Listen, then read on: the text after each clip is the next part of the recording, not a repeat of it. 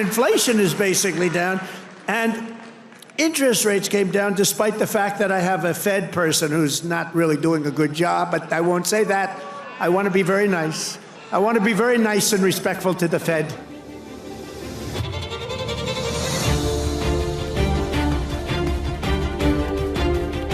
Hello, everyone, and welcome to the Week Ahead on Nomura Podcasts. It's Friday, the 2nd of May. My name is Zubin Paracuelas, Chief Southeast Asia Economist at Nomura, based in Singapore.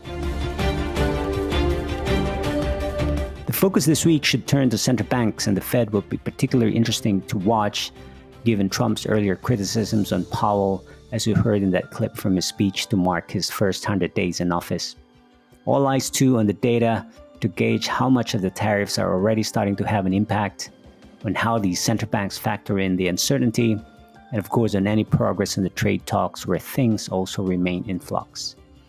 In this episode, I'm delighted to be joined by David Seif, our Chief Economist for Developed Markets, who argues there is no reason for the Fed to change its tone at this stage, and also flags U.S. tax policy developments which may start to be on the radar, but still looking uncertain.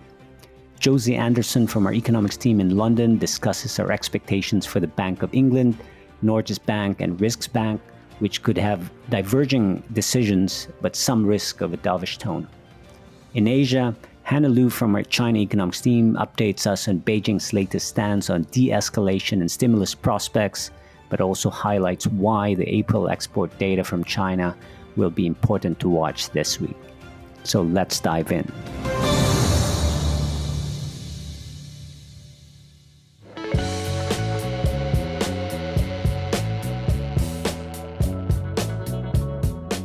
And in the coming weeks, we'll pass the largest tax cuts in American history. And I think even more so, we'll be doing things for business like you've never seen before. You saw it in a little smaller version at the beginning of our last term. Okay, let's kick off with the U.S. And hey, David, welcome back to the podcast. Hey, you've been great to be here. Yeah, promises to be another eventful week next week with the Fed coming up.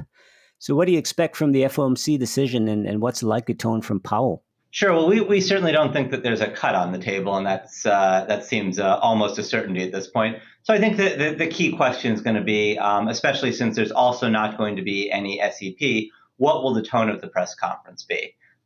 We think that the tone from the Fed, pretty much except for Waller, has been quite consistent. That if we see a slowdown in growth and an increase in inflation, the Fed is set to prioritize the inflation aspect and delay any cuts. We think no cuts until December of this year. And I don't see any reason that Powell would change that tone at the upcoming meeting. So that's what we expect, sort of more of the same from him. He really has been quite consistent. I will say that it, the one time where he perhaps came across as a bit more dovish, and it's really probably the only time in the past 6 months or so, was at the press conference for the March meeting. So if it sounds a little bit more dovish, we would kind of fade that because he was pretty clear subsequent to the March FOMC that his view had not changed. And really, you've seen, again, except for Waller, a pretty consistent set of talking points from almost everybody on the Fed, including most of the regional Fed presidents. Right. Okay. Interesting. And that looks like the Fed really holding its ground for now. And I guess what's interesting here is this is probably the first time the FOMC meets after all of those comments from President Trump criticizing the Fed and asking for interest rates to go down. So do you think in that scenario where the Fed stays on hold, the president again steps up his criticism or his pressure on the Fed? I think it's certainly a very high probability that he does so. And actually, quite frankly, if you looked at the 100-day rally that Trump held in Michigan just a couple days ago, he already had started to step up the pressure on Powell again. So, look, I think that the very adverse market reaction to talks of sort of Trump imminently firing Powell that was the day after Easter in the United States when markets were open. I think that certainly lowers the temperature, and we're probably still in a slightly lower temperature environment. But I also think that historically, when Trump has come up to the line on doing something but not done it, it actually has typically increased the odds that he will do something in the future. And just looking back a little bit, in February when he threatened to put tariffs on Canada and Mexico, but then ultimately didn't do so, we actually changed our call to say that it was more likely he would do so in the future, based on that pattern of how he has often operated. So Powell's got a full year and a bit left on his term.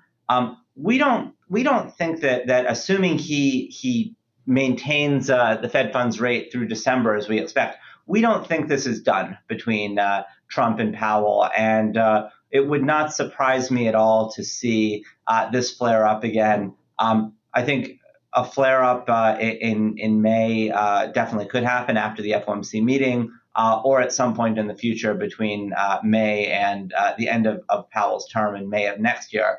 But I don't think this story is over. And I'll also say, though, that I think there's really two aspects to this. One is what does the Fed do with rates? And that's sort of just a pretty standard policy disagreement between the president and the Fed. The second is I don't think that Powell going around saying Trump doesn't have the power to fire me really helps the situation very much. I think it is something that antagonizes Trump and is really sort of outside of policy. So it would not shock me to see Powell try to bring down the temperature a little bit in the rhetoric versus Trump, even if he is unwilling to acquiesce on policy. So, we could see a slightly softer tone when the almost inevitable questions come from reporters about Trump's ability to fire him. Yep. So, sounds like a recurring friction in the coming months then.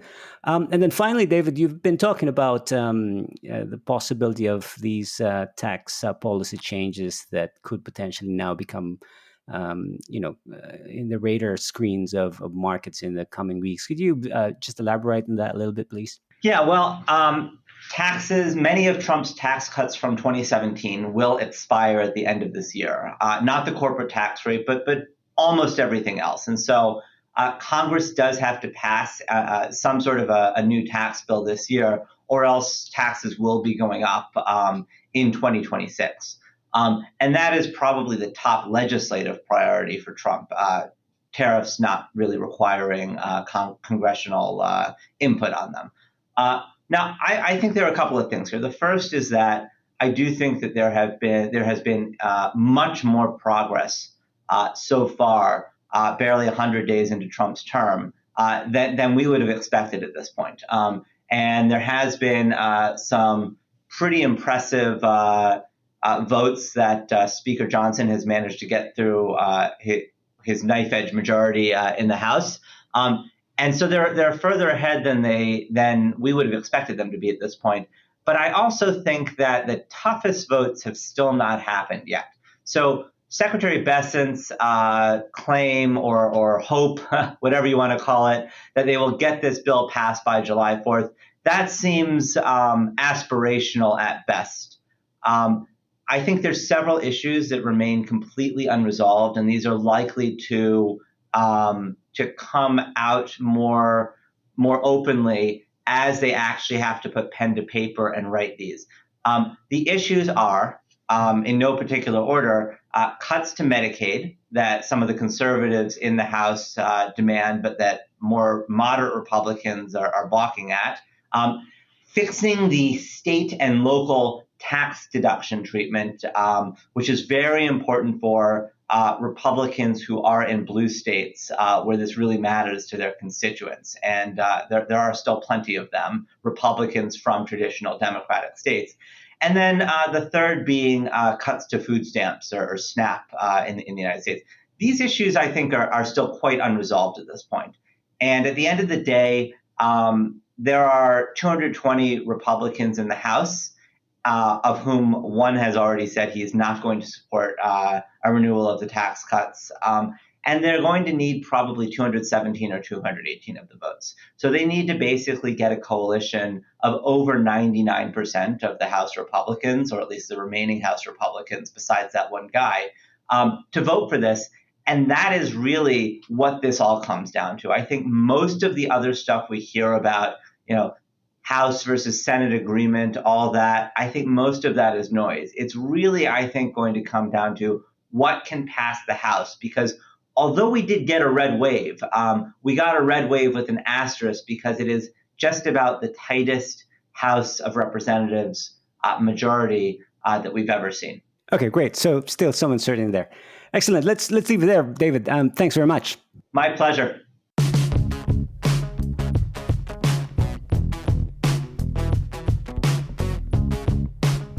Okay, now we swing over to London, where Josie is joining me from.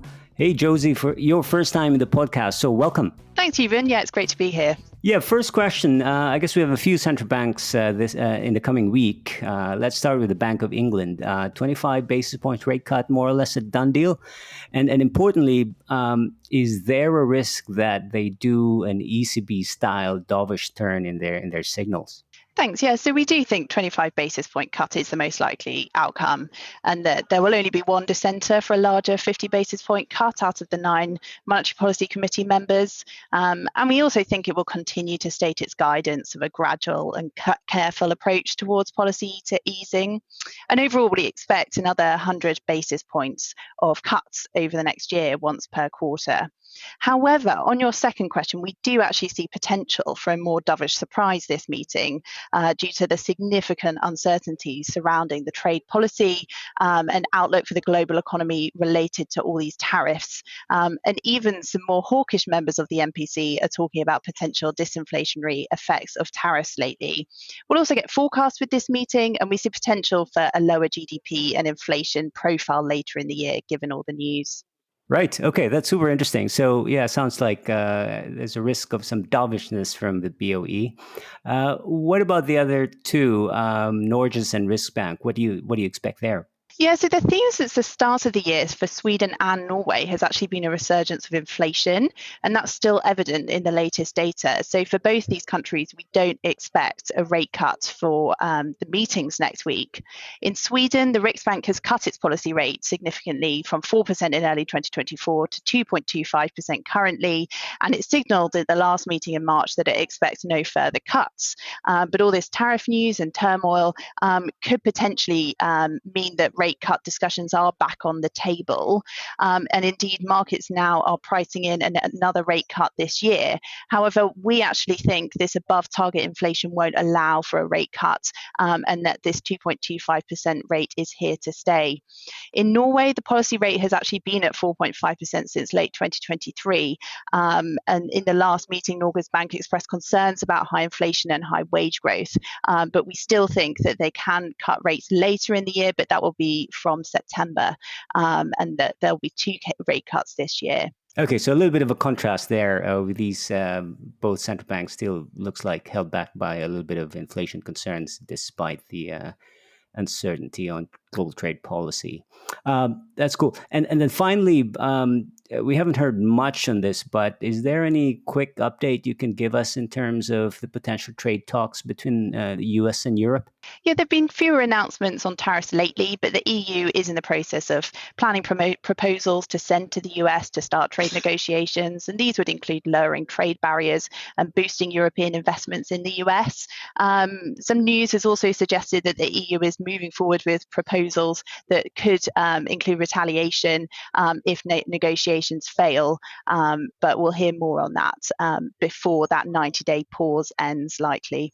All right. Yeah, I guess that's something that we'll all be watching in terms of negotiations with this Trump administration. Yeah, thanks very much, Josie. Thanks.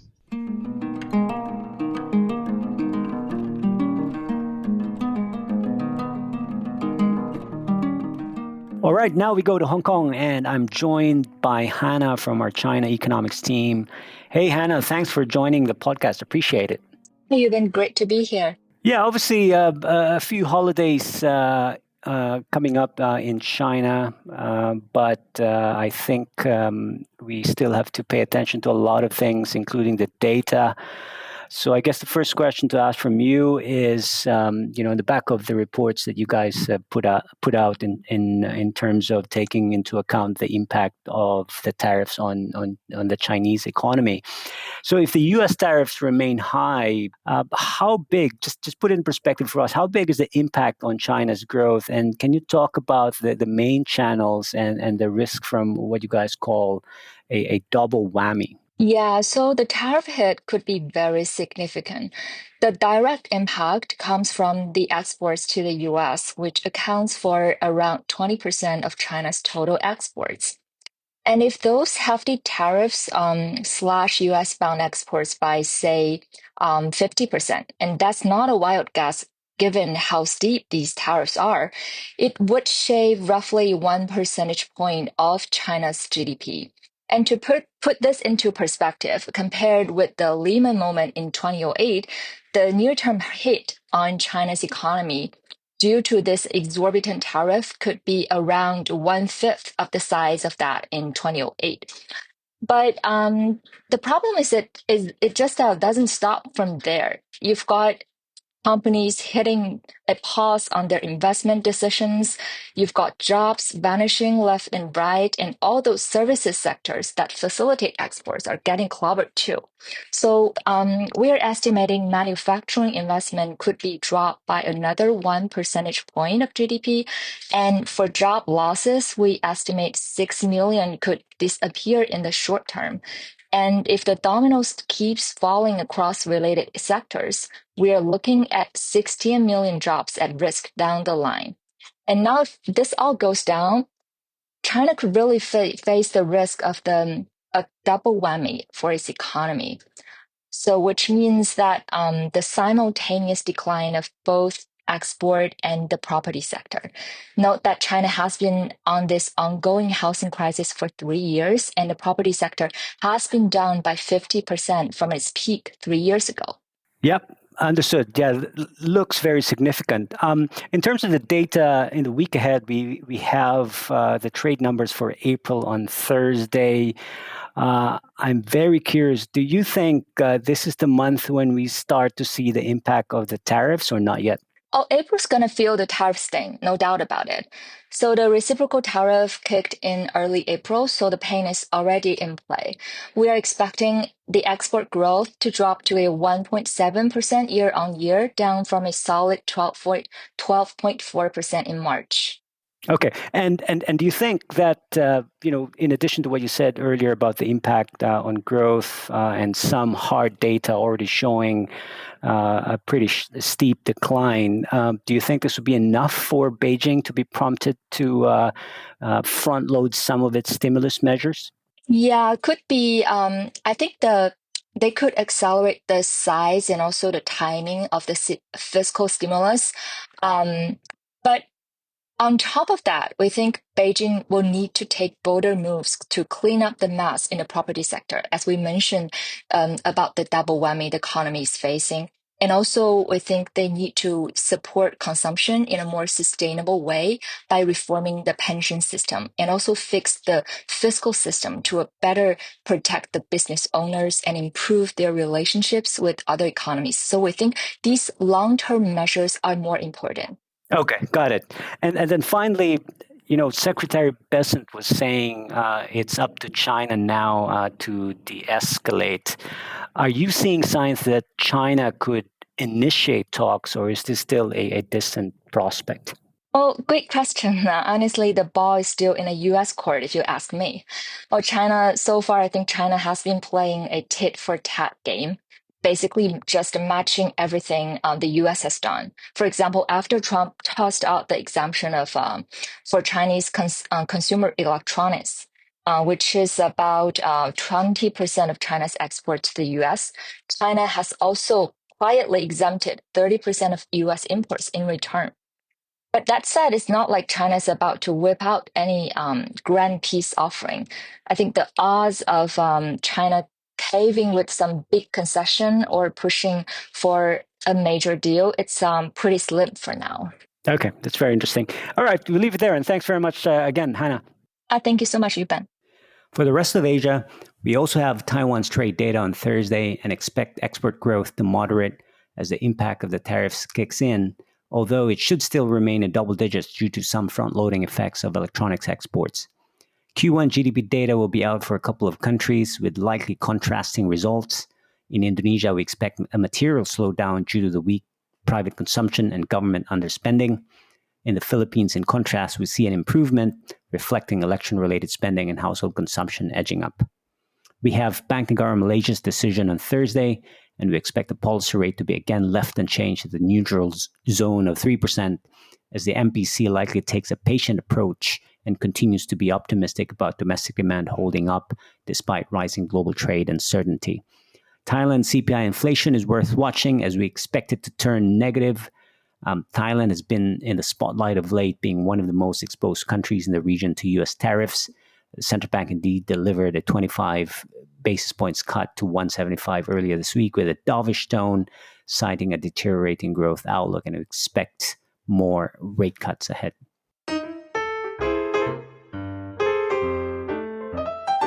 That's it for now, and thank you again for joining us at Nomura Research on the week ahead, edited and produced by John Dalton. If you enjoy the content, please like and subscribe to Nomura's podcast on Apple, Spotify, and SoundCloud, or your usual podcast provider. We'd love to hear your feedback, so please feel free to write a review and share this podcast to anyone you think might be interested. You can also check out NomuraConnects.com for more of our research and updates. Have a great week ahead.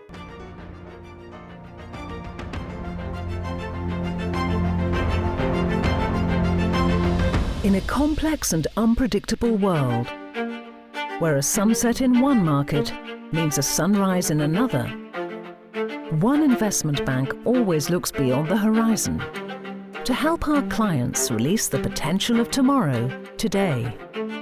Nomura, connecting markets, East and West. Disclaimer.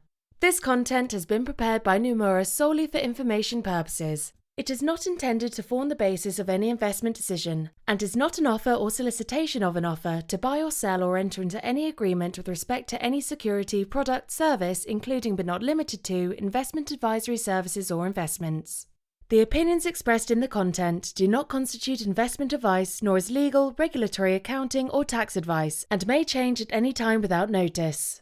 You should seek independent advice as appropriate for individual circumstances. For further information, disclaimers and disclosures, please visit Nomura Connects at www.nomuraconnects.com.